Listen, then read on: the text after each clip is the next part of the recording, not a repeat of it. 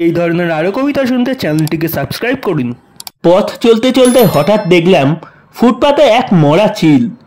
চমকে উঠলাম ওর করুণ বিভৎস মূর্তি দেখে। অনেক উঁচু থেকে যে এই পৃথিবীটাকে দেখেছে লুণ্ঠনের অবাধ উপনিবেশ, যার সেম দৃষ্টিতে কেবল ছিল তীব্র লোভ আর ছো মারার দস্যু প্রবৃত্তি, তাকে দেখলাম ফুটপাতে মুখ বুজে পড়ে। গম্বুজ শিখরে বাস করতে এই চিল নিজেকে জাহির করত সুতীক্ষ্ণ চিৎকারে। হালকা হাওয়ায় ডানা মেলে দিত আকাশের নীলে, অনেককে ছাড়িয়ে একক পৃথিবী থেকে অনেক অনেক উঁচুতে। অনেকে আজ নিরাপদ, নিরাপদ ইঁদুর ছানারা আর খাদ্য হাতে ত্রষ্ট পথচারী। নিরাপদ কারণ আসছে মৃত। আজ আর কেউ নেই ছো মারার। ওরই ফেলে দেওয়া উচ্ছিষ্টের মতো ও পড়ে রইল ফুটপাথে শুকনো শীতল বিকৃত দেহে।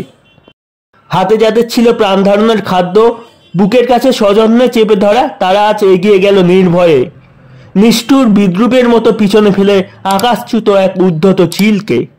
এই ছিল আজকের কবিতা। ধন্যবাদ।